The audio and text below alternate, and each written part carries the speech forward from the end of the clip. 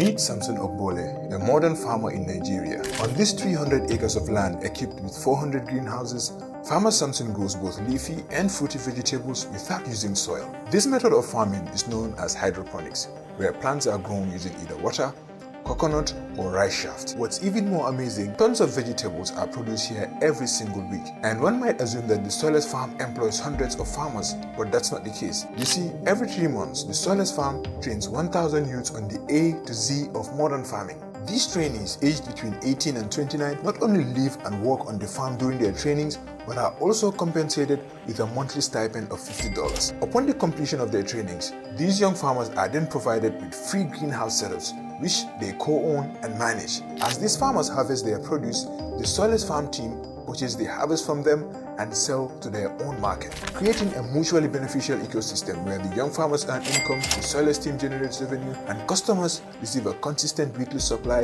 of fresh produce. If you watch this video all the way to the end, you'll fully understand how this business model works and why it is profitable. But first, I know you might be wondering, why soilless farming? Why not grow traditionally? A lot of people are stepping out of agri, they are getting old. It means we need to bring in the next generation of farmers, and the only way we can do that is by having a technology that appeals to the young people. The benefits of soilless farming way outweigh traditional farming. Number one, you can grow virtually any type of vegetable, leafy, fruity, herbs, and flowers. Number two, there's no such thing as seasonality. In Nigeria, because of the change in weather pattern, what was cheap today can suddenly become expensive tomorrow. If people love these things to eat year-round, I needed to figure out what can I use to close that gap? With soilless farming, prices of crops stay consistent throughout because crops are grown in a controlled environment. Number three, soilless farming is water saving and require less land because you can literally just grow vertical if you want to. And number four, consistency and faster growth. With soilless farming,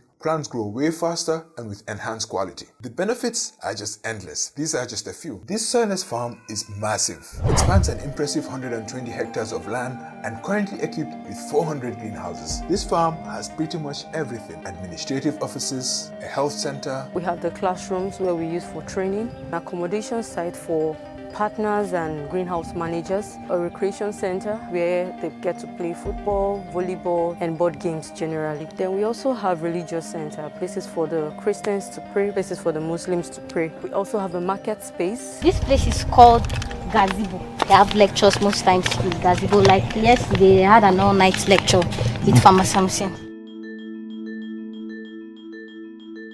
We have 4 thematic areas we focus on in Soilless Farm as a company. We are into production, active production, horticulture, from your bell peppers to tomatoes to chili peppers to leafy vegetables like lettuce, pumpkin. In addition, we are also into setup of farms for third parties. We are not just producing for ourselves, we also produce for third parties or help them set up their farms. And finally, we are also into training because we believe that there must be an intentionality in passing knowledge to the next generation. And for the trainings, we have the paid and the free training. That is what we call enterprise for youth in agriculture. We are able to train 1,000 youths for every quarter. The expectation of the project is to ensure that in the next 3 years, we're able to train 12,000 youths who are interested in agriculture. We also call the program the Work, Learn and Earn.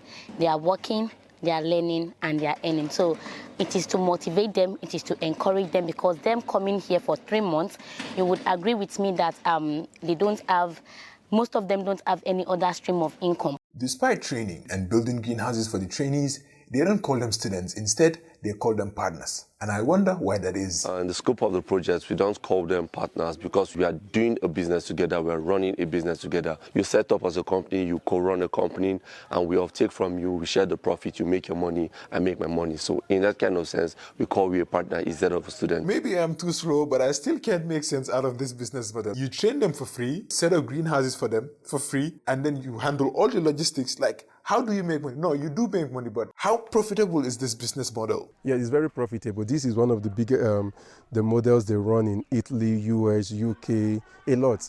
If you look at the chicken market in the US, for example, you realize that what the major brands, I don't want to call any company's name, but what the major brands essentially do is they take the, what's it called, DO chicks, DOC, and they whole of the nutrient. They look for people who are willing to help them raise. They raise the birds and all for them. They come back and buy back. That is the standard in the world. But you realize that in Nigeria, everybody wants to be the A to Z of their company, and that does not work. In agric, you need a lot of, what's the word now? You need a lot of people benefiting from the value chain for you to actually make it. For the returns, I said, we would have 20,000 plants on the farm. A plant should give me 2 kilograms. Now that would give me 40,000 kilo. We will buy from you at 400 naira. So at the end, you are getting 60 million naira return.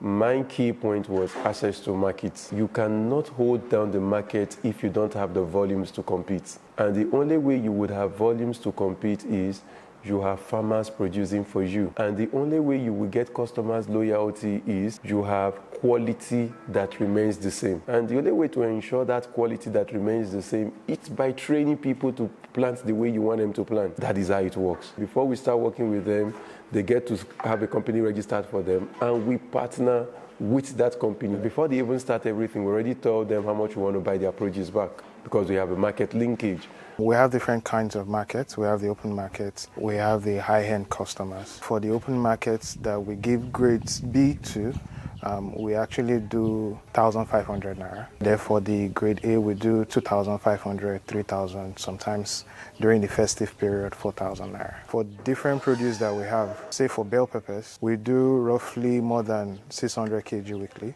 For lettuce and all the leafy veggies, same thing. We do close to 700 kg weekly.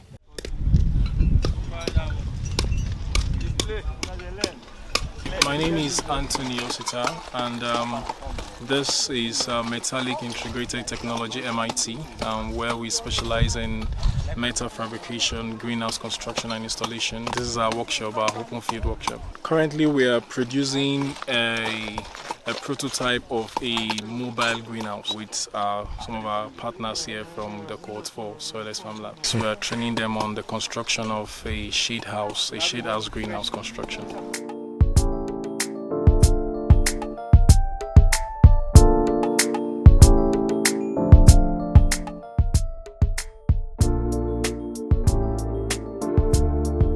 In the course of this training, they are not just trained solely on agriculture, like just the production and all. They are taught about the financials, the business, because we want them to be sustainable. They should be able to stand on their own in years later, find themselves as dignified and fulfilled farmers. Farmers that are not just seen as people that get scraps.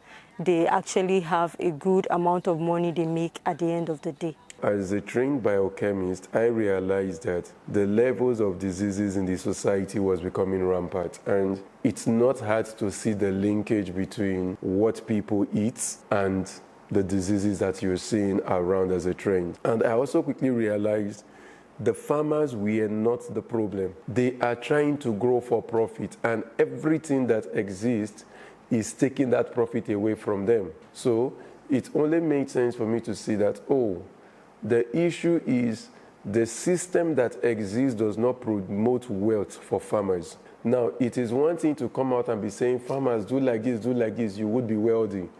It's another thing to say, no, I will do it, you see it, now you copy. And that is the goal. If that is all we are able to develop, I'm good. Farmer Samson has such a huge vision for farmers in Nigeria. Of course, he wants to make money, like a whole lot of it, but he also wants to see a thriving agricultural landscape where not only does he make money, but other farmers also prosper. And that got me curious, man. What inspired such a grand perspective? Yeah, it started during there is something in Nigeria we call National Youth Service, and that was where it started because I was fortunate to be posted to an institution that was not directly my line of study. That's International Institute of Tropical Agriculture, and that was where the flair for agriculture started. One, much more than that, that was where I got to see the link between what I had always been eager to do as a biochemist and the gaps that exist in farming and the role I could fill in easily.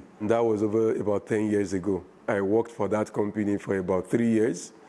I left that company to another agri company where I spent, I think, another 2 years before I started Soilless in 2020. And What was important that I learned was nobody cares about your technology, they just want to eat. Nobody cares whether you grew the plant in the moon. The question is, I'm hungry, do you have food? In starting up Soilless, the goal was not to first set up a farm, the goal was to sell produce. Fortunately, I had the privilege of setting up farms for people before I started my own. So it was easy to piggyback to them to say, hey, sir, ma, please, can I buy your produce and sell? And that was the beginning. So it started off with me selling what others were producing, not producing what I was selling.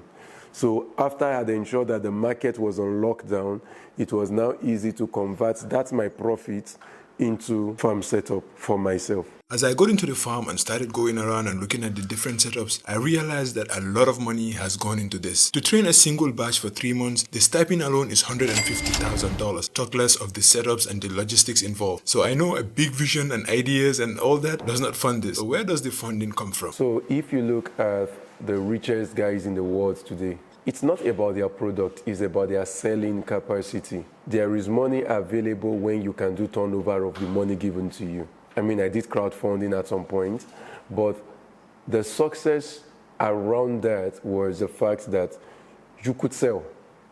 So it's more or less like I take this and I am buying from you, for example, the phone, and every other week you notice I am selling off the phone, I'm selling off the phone. I come, I take on Monday, by Monday evening I've sold, I come again to the new phone. You realize that at some point, if I say I want to take one more phone, you're like, no, why not take 3? Funding is a normal issue for every business. But I always believe when you are able to get the things right, you are able to test the process, show the process, make people see that this process can be transparent, you can monitor it. At some point, funding starts coming to knock on your door. It's now me that needs to be disciplined to say, no, I don't need that much funds. This is okay. So the real difficult nut to crack was the market. Once we got the market settled, every other thing started falling in place. Because your financial institutions will come to you, oh, do you need funds? Because they can see the turnover. Something is going, something is coming. Something is going, something is coming. If you found value in this video, subscribe to the channel and like this video. Here's Farmer Samson's advice. For any young person that is watching this, I would say, go get a job. Not even a job, go and put your hands to work. Find work. Work does not have to be glamorous, it does not have to be beautiful, but you should not be idle. The concept of work that was given to us is Adam was not working to try to make it in life. Adam was not working to buy a house. So the concept of work is obedience to God, not about what we can get out of it. So find work and do. The reason why a lot of Nigerians go abroad and make it easily is because when they get abroad, whatever they find to do, they do. But when they are here, there is pride. How would they say a homie is sweeping the street? How would they say a homie is hawking something? Whatever you can find to do, do it. Start from somewhere. Start from doing something. It is not okay to say you are jobless. Find something to do, whatever it is. And at the end of the day, it will pay off one way or the other. Like I always say, if one person can make it in Nigeria and you don't make it, Nigeria is not the problem. Because if Nigeria were the problem, none of us will make it.